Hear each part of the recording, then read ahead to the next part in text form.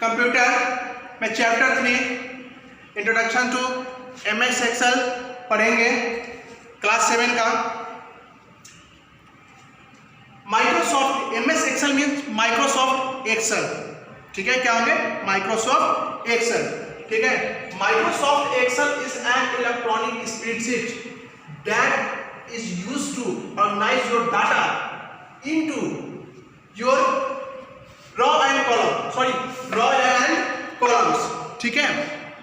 मतलब Microsoft Excel जो है एक इलेक्ट्रॉनिक स्प्रेडशीट है, ठीक है। इसमें आपको क्या क्या होते हैं? डाटा स्टोर, मतलब डाटा डालने के लिए इसमें रॉ और कॉलम होते हैं। क्या होते हैं? रॉ एंड कॉलम होते हैं। रॉ और कॉलम इस करने का मतलब ये देखिए,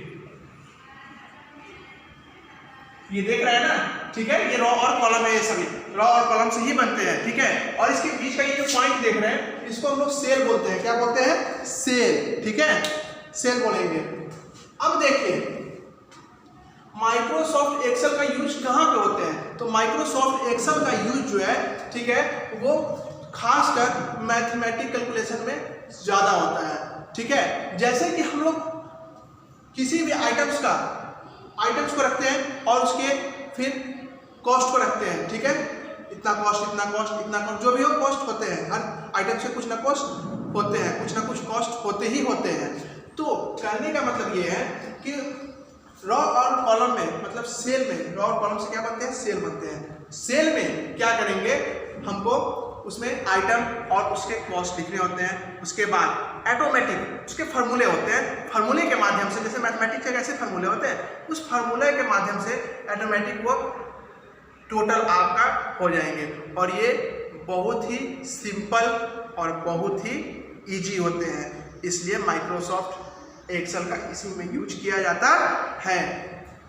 अब स्टार्टिंग MS एक्सेल को स्टार्ट कैसे करते हैं, ठीक है। तो इसको 3 स्टेप में बताया गया है, ठीक है।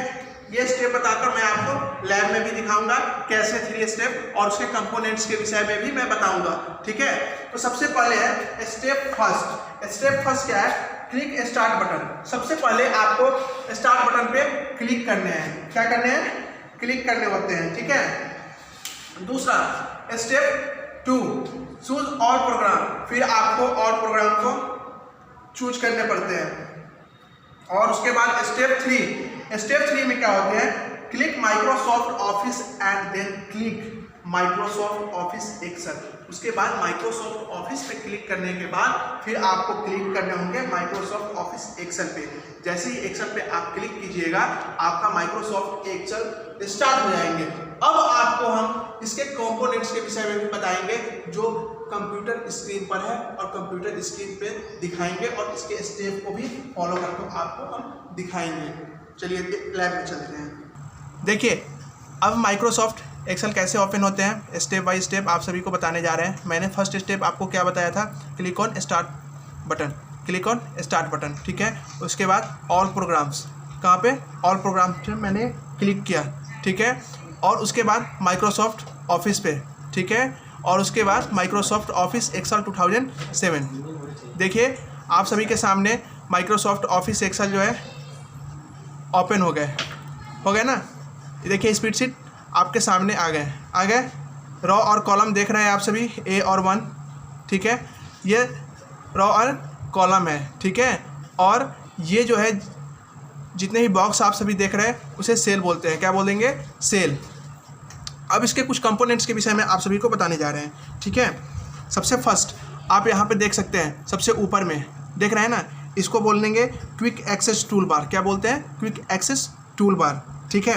सबसे ऊपर ये बुक माइक्रोसॉफ्ट एक्सेल जो देख रहे हैं लिखा हुआ है, इसको बोलेंगे हम लोग टाइटल बार बोलते हैं। क्या बोलते हैं? टाइटल बार, ठीक है। और ABCDEF जो आप देख रहे हैं नंबरिंग, इसको बोलते हैं हम लोग कॉलम, ओके। और ये बॉक्स जो आप मेनू देख रहे हैं इसको हम लोग बोलते हैं, जिसमें मेनू होते हैं उसको रिबन बोलते हैं। क्या बोलेंगे? रिबन बोलेंगे, ठीक है। उसके बाद यहाँ पे देखिए A1 C2 जिस सेल पे हम वर्क करते हैं उसको हम एक्टिव सेल बोलते हैं, और उसका नेम आपके यहाँ देख रहे हैं जिसको हम लोग सेल एड्रेस बॉक्स बोलते हैं। सेल एड्रेस बॉक्स में आपके सामने अपीयर हो जाते हैं।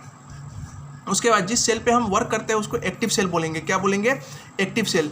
जैसे यहाँ पे वर्क कर रहे हैं, यहाँ पे जिस पे हम वर्क कर रहे हैं वो एक्टिव सेल हो गए। उसके बाद आप यहाँ सीट 1, सीट 2, सीट 3 जिस सीट पे वर्क करेंगे, जैसे ये सीट 1 हो गए, सीट 1 ही है, सीट 2 पे वर्क करेंगे। सीट 2 का मतलब कहने का मतलब ये है कि हम क्लास वाइज क्लास अगर कोई डाटा रेडी कर रहे हैं तो उसके लिए हमें अलग अलग पेज की ज़रूरत पड़ती है ना, ठीक है। उसी तरह इस पे भी सीट बाई सीट अलग अलग हो जाएंगे और भी सीट बढ़ सकते हैं। सीट 3 के बगल में देख रहे हैं एक इमेज है, यहाँ पे इंसर्ट वर्कशीट होते हैं, ठीक है। इस पे जैसे ही क्लिक करेंगे देखिए सीट 4 बढ़ गए, ओके। अब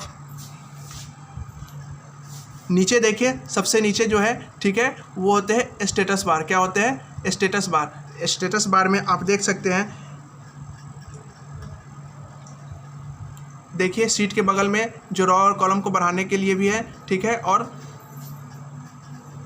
माउस के स्क्रॉल बार के माध्यम से हम इसे नीचे भी जा सकते हैं। देख सकते हैं इसका नंबर पे ध्यान दीजिएगा, नंबर नीचे की तरफ जा रहे हैं ना, ठीक है। उसके सभी के स्टेटस आपके सामने रहते हैं। रेडी जो लिखा हुआ है ये सभी स्टेटस बार में ही आते हैं। और ये पूरे वर्क पे जो मैं वर्क करूँगा, पूरे सीट का जो कलेक्शन होगा, ठीक है, उसको हम लोग बोलेंगे वर्कबुक। क्या बोलेंगे?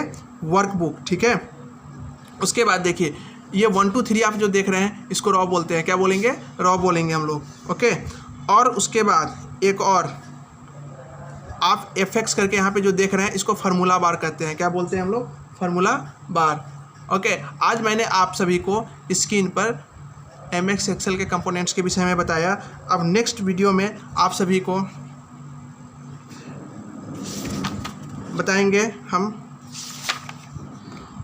ओपनिंग ए न्यू वर्कबुक कैसे ओपन करते हैं। और एक और चीज़, सबसे नीचे जो टाइटल बार को तो मैंने आप सभी के सामने बता ही दिया है। वर्कबुक 1 माइक्रोसॉफ्ट एक्सेल ये सब तो बता ही दिया है टाइटल बार के विषय में। अब ये माइक्रोसॉफ्ट एक्सेल है। अभी फ़िलहाल इतना ही जानिए, नेक्स्ट वीडियो में इसके आगे हम आप सभी को बताएंगे। Thank you all of you.